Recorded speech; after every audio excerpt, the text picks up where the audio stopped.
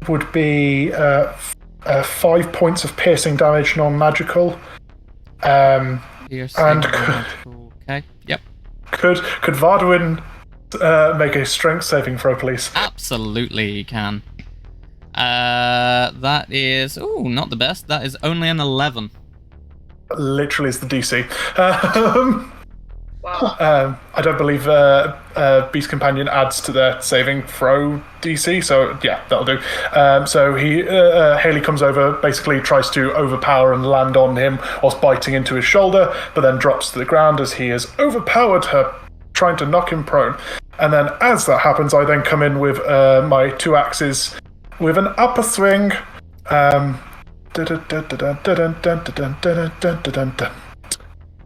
So for the main hand, you have a 22 to hit. 22 will hit.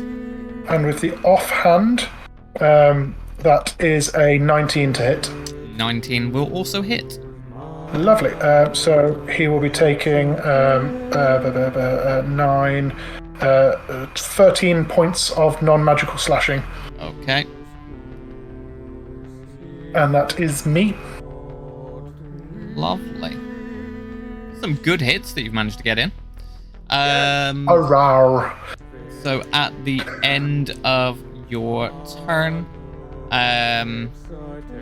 he is going to use a legendary action. And let's see what we've got. We've got some fun toys.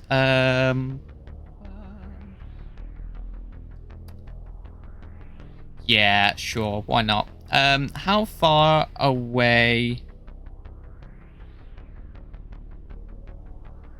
are we here?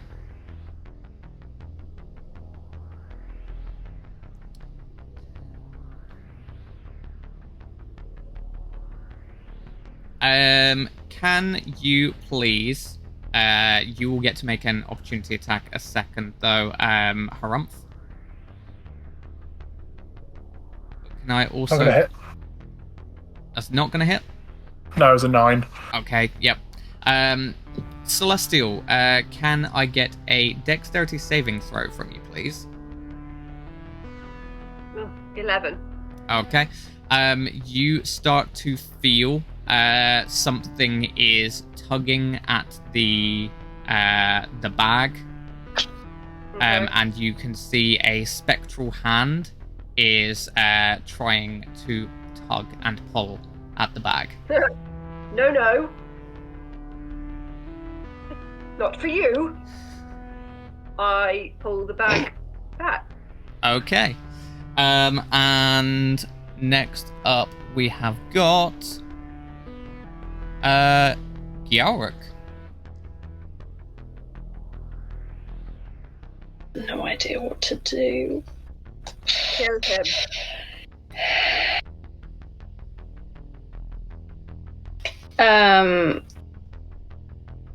Let me check the map again. Yeah, he still is. Okay.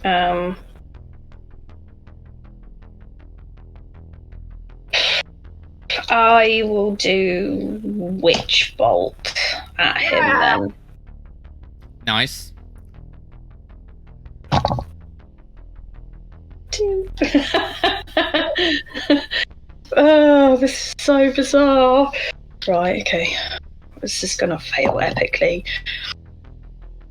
I just rolled a natural 20. 26. Nice. Let's get some damage on the go. What happened? Man. Right. 1d12. Is it double the value of the dice, or is it roll 2 dice? Double the value. Okay. So 18 plus 10, 28. 28. No, I'm reading the wrong. Hang on, no. Hang on, I'm reading the wrong one. It's 3d12. Because I'm dumb. I was reading Eldritch Blast for a second. Oh, okay. All good. Do that as well. Right, hang on. Let me roll the other 2.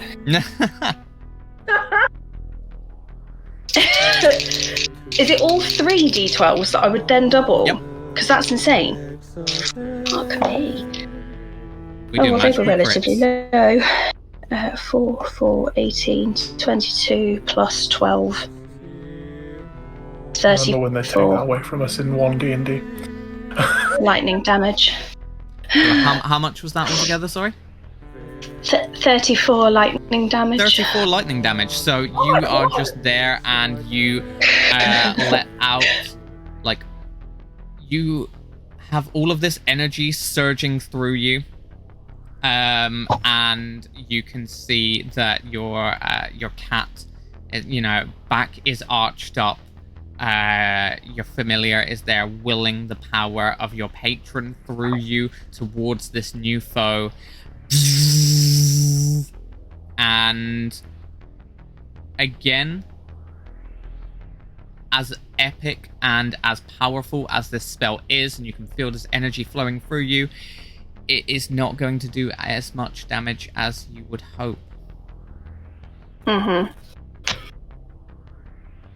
But it's still a big hit. Yeah. Like, jeez. I think that's the highest I've ever rolled. Unless I was a ship. You get to just keep that held now as well, don't you? Which bolt? You get to just concentrate on it and keep it firing. Yeah, I do. Yeah. Up to a minute. Mm-hmm. So at the end of your turn there, it's going to use a legendary action again. And this time he is going to attempt to take a swing at you, Herumph. Yep.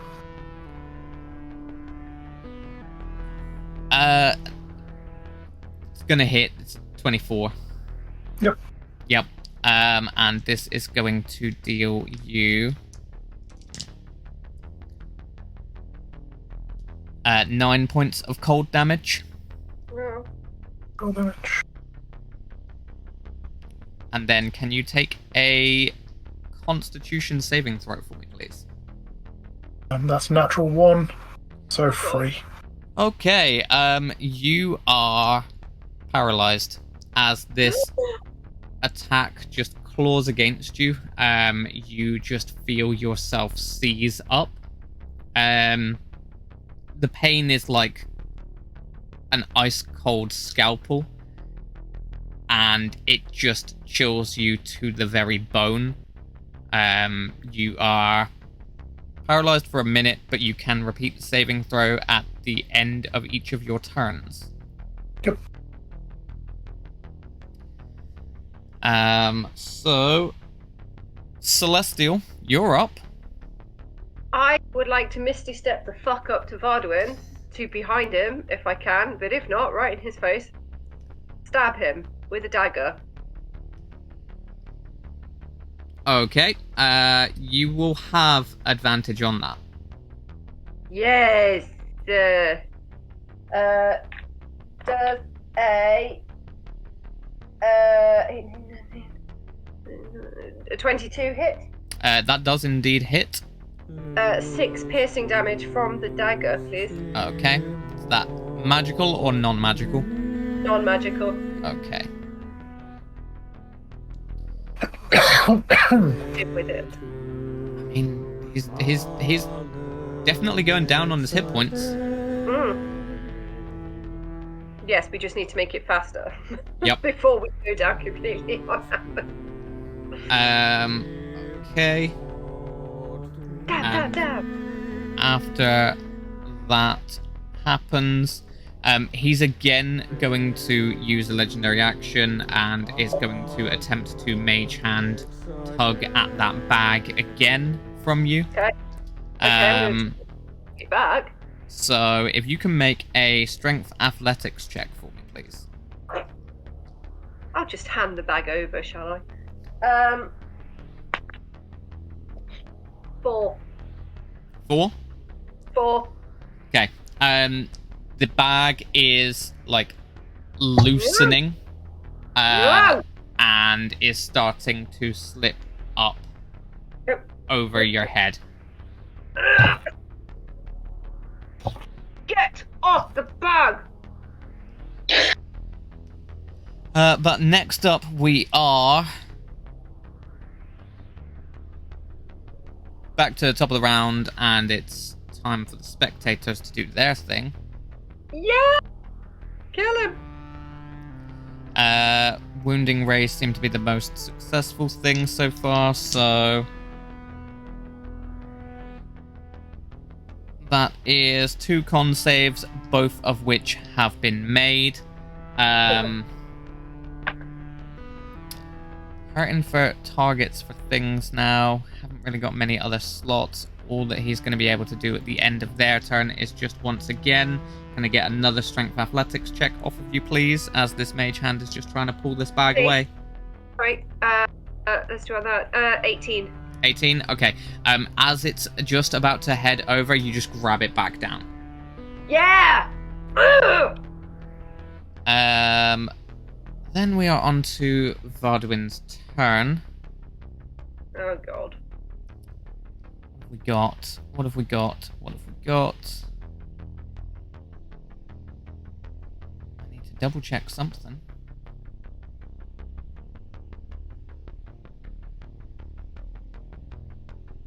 Yep. So you see that he takes just reaches into his pocket, pulls out a tiny chest.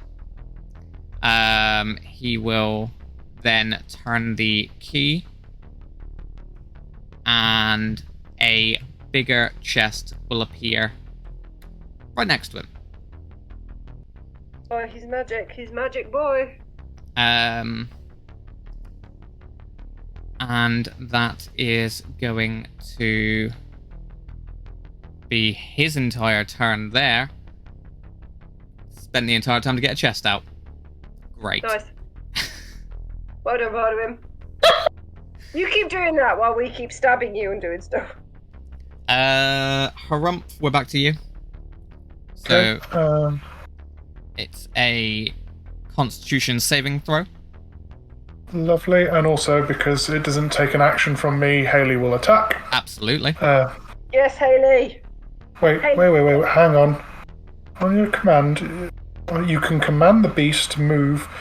No action required from you to take attack, but then technically, because I'm incapacitated, I can't take actions, and paralyzed would. So no, I can't attack with her. I mean, she is your companion, and you are under attack. It's more the fact that the rules as written, although I can do it, it does not make sense that a paralyzed person would be able to talk. But that's fair. I'll just However, she has attacked once already, and rules as written can, if I may be so bold, stay the fuck out of this conversation. She fails the attack anyway, and then Constitution saving throw, it also fails as well on a 5. Yep, still paralyzed for now. At the end of your turn, can I please get a wisdom saving throw from Celestial? Yar. Wisdom. That was pretty terrible. 11. Okay. So you are frightened of Vardwin as he glares you down. So you are frightened for the next minute. Again, you can remake the saving throw at the end of each of your turns. Hey. Super. Yorick, your turn. To roll damage again. Oh, this doesn't feel right at all. It does. It does. Enjoy There it. is a Lich that is attacking. It doesn't.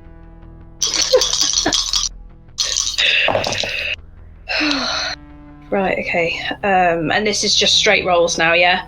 Yep. Yeah. So 10, 14 plus.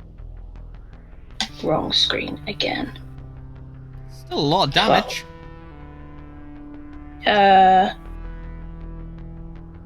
14 lightning damage. Okay. Again, not quite as much, but definitely is starting to hurt. And you can see that he is grimacing somewhat. And he will turn to look at you. But that's about it. We're going to try that mage hand situation again. So, strength athletics, please. And because I'm frightened, I've got a disadvantage on this, right? Not a saving throw, it's just ability checks and attacks. Saving throw, wasn't it? Sorry. Yep. Strength saving throw. Yep.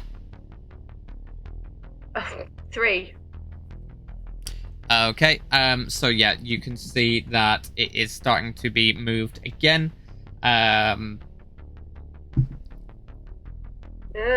It's not quite got it. It's still gonna, unhook the duck.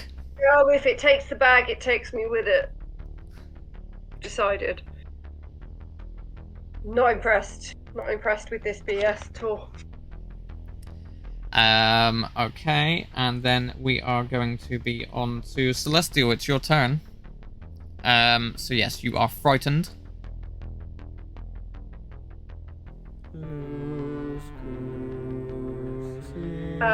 Sorry. For some reason you said Celestial, and I looked at Jade, thinking that was Jade. That's me. How far away? Just bear with me. I'm just looking at the map. Steve is there. If I was to go towards Steve, does that count as going towards Varduin? Because I'm not allowed to willingly move towards him.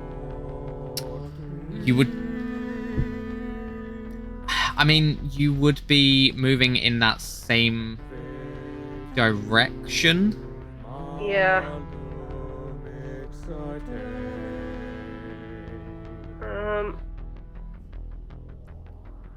Also, before I even say what I wanted to do, if someone's been... Steve paralysed by cold damage? It's more of a magical effect. More of a magical effect. So, removing the cold isn't going to help him, is it, really? Unfortunately, you don't believe so. I've got something called protection from energy, where you touch a creature and they have resistance to one damage type of your choice. But if it's a magical thing, it's not really going to do anything, is it? Not the best course of action, no. Okay. Let's stab Varduin in the face with the dagger. Lovely, so that will be with disadvantage, I believe. Disadvantage. But you're flanking, so... So, actually, that is very true. So, yes, you are going to just be a straight roll for this attack. Straight roll. Dagger. Yep. 22? That will hit. Good. This is non-magical, by the way. Okie doke. Is 6 piercing. Okay. That's the same as last time. Lovely. So, yeah, you just jab this dagger into him. Yep. Overcoming this fear that is sweeping over you. Yep. Take this, you one-eyed git. She says as she stabs. Delightful. Thanks. That's it for me. Wonderful. So, end of your turn.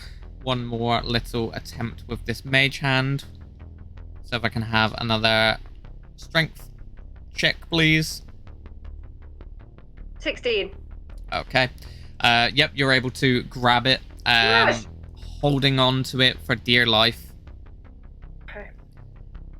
Got it. Got it! Back to the top of the round with these spectators. Aren't having the best time. Interesting, we've got some damage on the go finally. Ooh, well done, spectators. Very proud. So...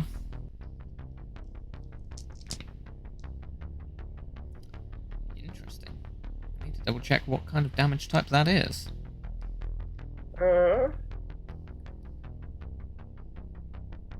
Wounding Ray.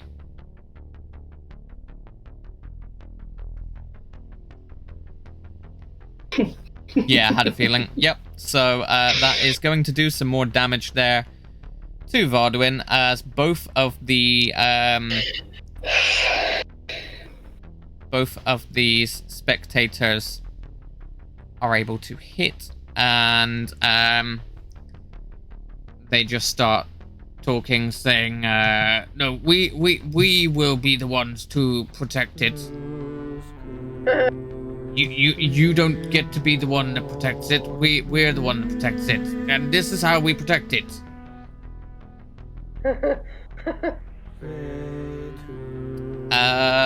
Lovely. At the end of their turn,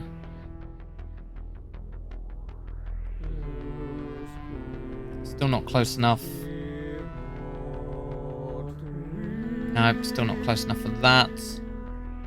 Again, just another strength athletics check, please.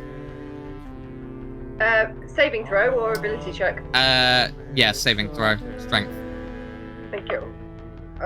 4. Okay. They're alternating between really good and really bad. Yeah, it's keeping it there. Yeah, it's just... So, yeah. Your grip just loosens on it a little bit more. So... Varduin is going to... What level spell slot do we want to use? 1.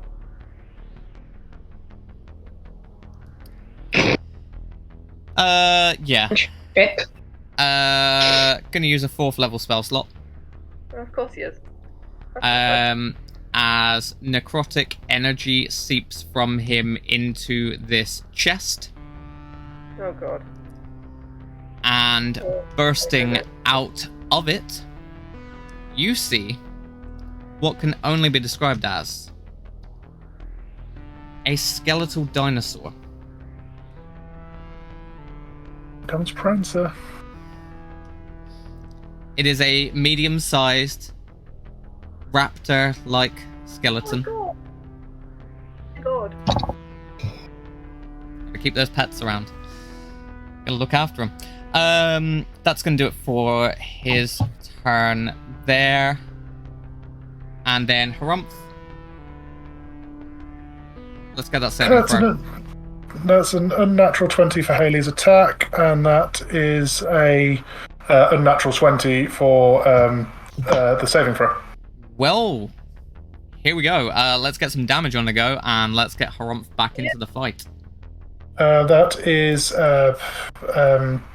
8 points of non-magical slashing, I believe, for the attack. And that is my turn. Thank you. Wonderful. So moving on from there. Or piercing, sorry. It wasn't slashing. It's fine. It's the non-magical bit is the bit that I'm concerned with at the minute, but yep. So next up it is another little strength. Okay. Tug of war. Doing a strength. Ugh, 9. Okay. Oh, I'm losing it. Okay. This hand has got this bag grabbed. It's not quite made its way away from you yet. It's just dangling in your general area. Gyaruk, you're up next. Ask a really dumb question that I should know the answer to. Go for it. So as a warlock, I only have 2 spell slots, and obviously I cast it for Witch Bolt, and then I've done Witch Bolt again. Is that my 2 slots used, or is it still only the 1 slot? It's a concentration spell. That's the bit I wanted to check. I was like, oh my god, I don't know now. Cool. I'll roll Witch Bolt again then. Okay.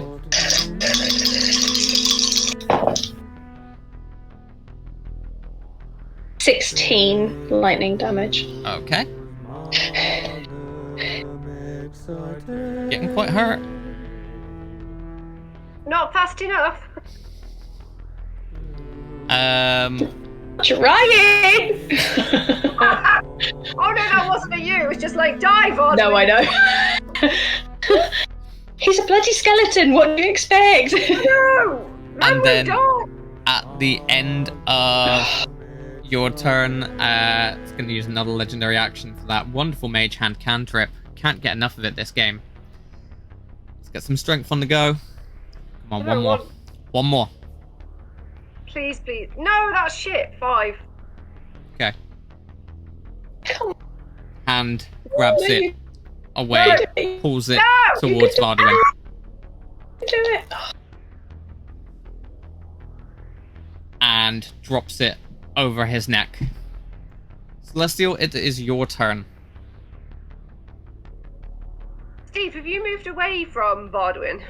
Nope. Fuck, okay. Where is this chest with the dinosaur? Is it So, right next to him? That little grey... Right. Just want to check one thing. Oh god, it's gonna kill us all, isn't it?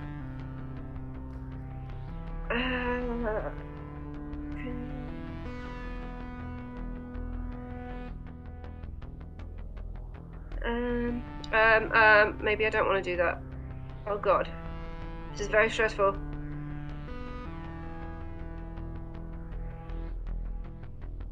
I'm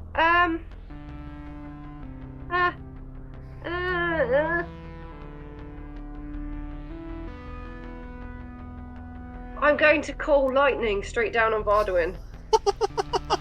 Okay. However, everybody within a 5-foot radius needs to make a dexterity save. So that includes me and Steve.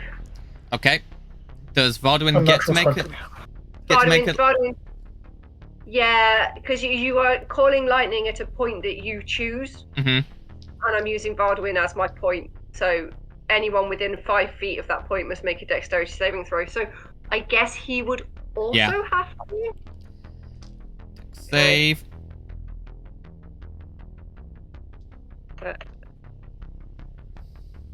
Oh, good. I'm fine. How is everybody else? A natural 20. You're fine. Well, you are going to take half damage. Shut up. What? I'm dreading to hear what Varduin's got. Look at the screen. Look at the screen. I can't. What? Oh my god! Sorry, it was blurry. I was looking at my sheets. I didn't see. That's a 1. That's a 1. A critical fail. Varduin, you take 22 points of lightning damage. Okay. Steve and I, we take 11 because we have to take half. Oh yeah, wait. Someone else has to. What's your DC? 12. Oh, she's fine. She'll take 11 as well. Oh, okay. Oh. Sorry. I'm About sorry. to I haven't killed her. cry. Okay, skeletal dinosaur is still standing. Yeah, we'll take the skeleton down afterwards. It's about necroprancer than I am about anything else. It needs to die. Okay. He is. That's it for me. He is looking pierced. And he is going to use a legendary action and is going to claw at you, Celestial. Is going to be does a 14 hit? 14 is my AC. Then that is going to be a hit. I'm casting Hellish Rebuke as a reaction. Let's get some damage through from this a second, and then we will get onto that reaction. So for that is 9 points of cold damage. 9 points of cold damage. Okay. And can you make a Constitution saving throw, please? Constitution saving throw.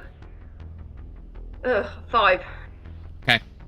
You are paralyzed Super. Of course I am.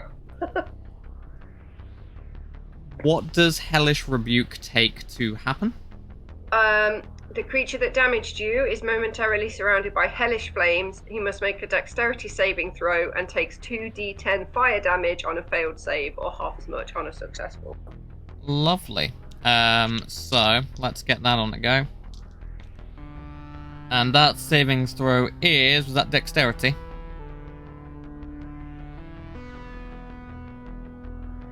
For a dex save there, that is going to be a 13. So that's exactly what the dex save needs to be. So does that count as a success for him? That is a success. So do we take half damage?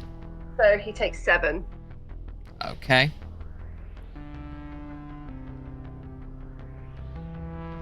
Boy, have I got some news for you. He doesn't take any, does he? Say that. He did that on him. Is he dead?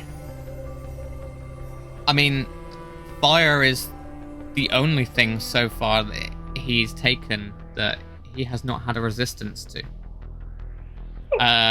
He claws at you, and you feel this cold flooding over you. And as you have this moment of fear, flame erupts out from you, scorching up him. And flame continues to burn away until there is nothing remaining. The bag of holding drops to the ground. This chest remains on the ground. And a very confused skeletal Deinonychus is there in the room. It click, clack, turns around.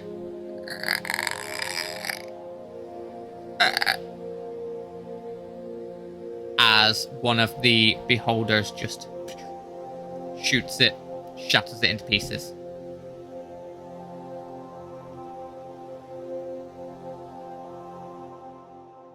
We are out of combat.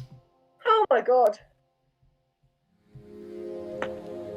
I'm having a health potion because I'm currently on 5 hit points out of 35. Take it. Fuck me. Just to let you know, you did a grand total of 99 points of damage there. Oh. So 91 was the hit point?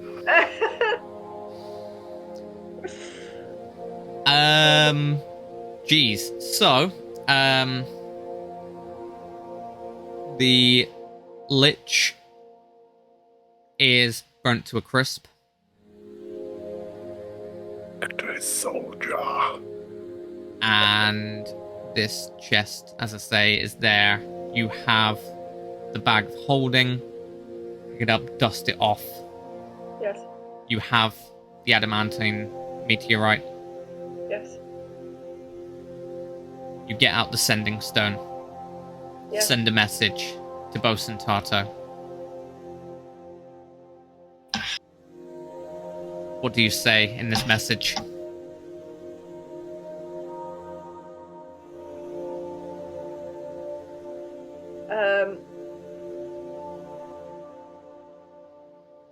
Meteorite recovered.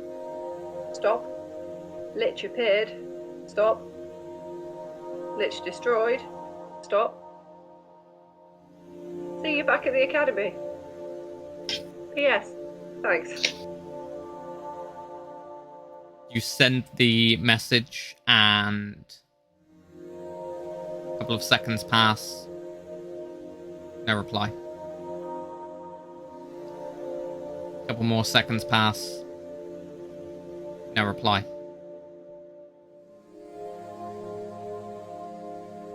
You wait for what feels like a lifetime. Probably only been a couple of minutes, but given how prompt Tarto has always been, She might doesn't just be bode home. well.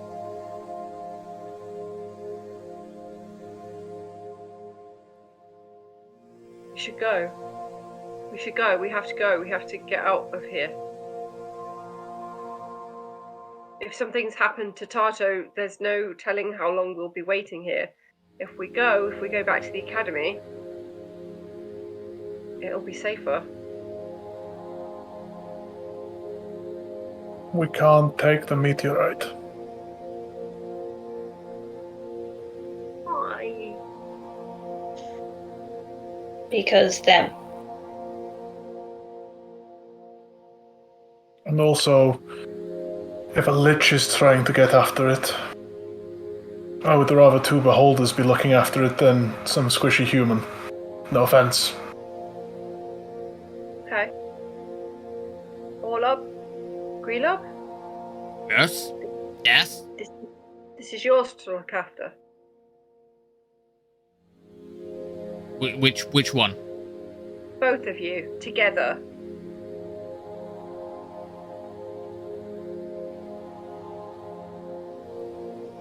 I guess we did kind of need each other there. Thank you for your help with what you did just then. You're welcome. I know you'll both do a great job looking after this.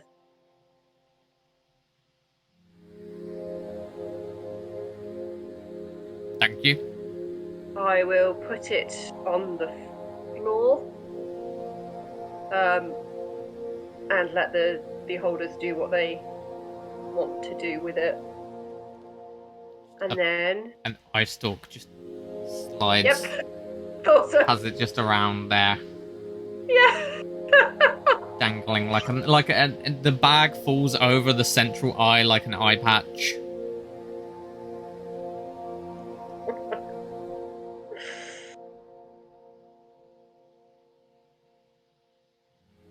Okay, right.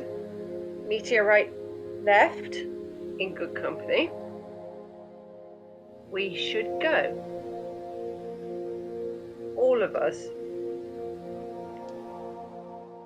Looking at Herumph, particularly. I have a suggestion. Mm-hmm. Let's not go back to Toril. Where would you like to go instead? I hear there's a really good restaurant at the end of the universe. So you're suggesting A drink. a drink? Yes. You realise on our ship we have rations for a certain number of days. You realize you have a man who can make berries to feed you every day. And when we get to the restaurant, I we say ask let's for do doggy it. bags. Let's do it. Fuck it. Let's go. Can we be space pirates? Let's go. Let's go and be space pirates. Tarto So is saying we have nothing to go back for. Let's just go. the crew head back to the ship. They arrive back and they see that Cricklet is chopping what's left of the rations. Not Ryback. Oh God. Prepping a meal. Right. I just said we were going to come back and he was just there. Him like, Covered in blood and plasma, just like... You see that Mikan is suspended in the middle of Fred, who's just sat down. awkward, I love it. As Gyaric takes to the helm and the tyrant ship takes off from Spindle to the restaurant at the end of the universe. Pint and a cornetto. Yeah. Continuing along through the stars. Camera pans just slightly as we see off in the distance another smaller ship wooden sailboat. A galleon taking off into the stars.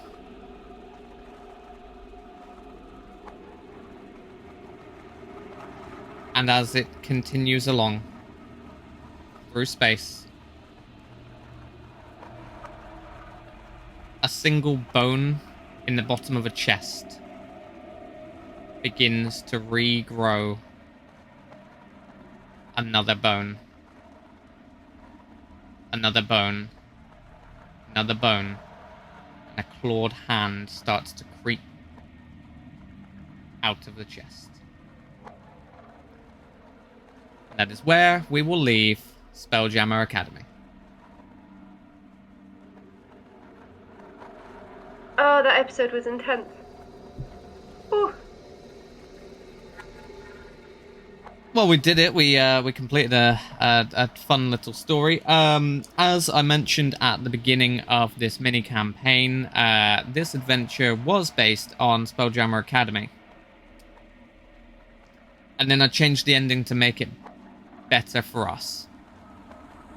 I very much enjoyed DMing for this group of characters. They've been wonderful, and I hope that the stories that we have told you through this have brought you some entertainment. Everyone at home, you have all leveled up with us. Go take yourselves up to level 6. Give yourselves inspiration. Hey. And whilst you're at it, don't forget to like this video, share, subscribe, and ring the notification bell as well so that you can stay up to date when we release new episodes. If you are listening in an audio format, you can also leave us a review. Tell us what new cool abilities that you got after you just leveled up then. We'd love to hear. Don't forget that we have got our Spelljammer spin-off for the live show coming soon. The episode will be airing, and that is 2023, A Wild Space Odyssey. And after that has released, you'll be able to download that adventure for free, so just keep checking in on our social media. You will find the links to that, and let us know how that game goes in your own home. Once again, I want to thank every single one of my amazing players who have been here. It has been an honor to DM for you. Been fun. You did all right, kid. You did all right.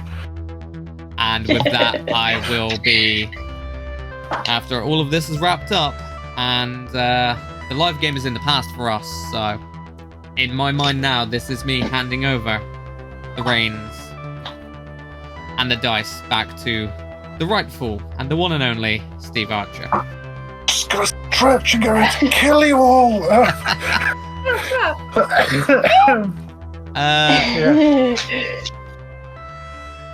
Do you want to do the sign-off?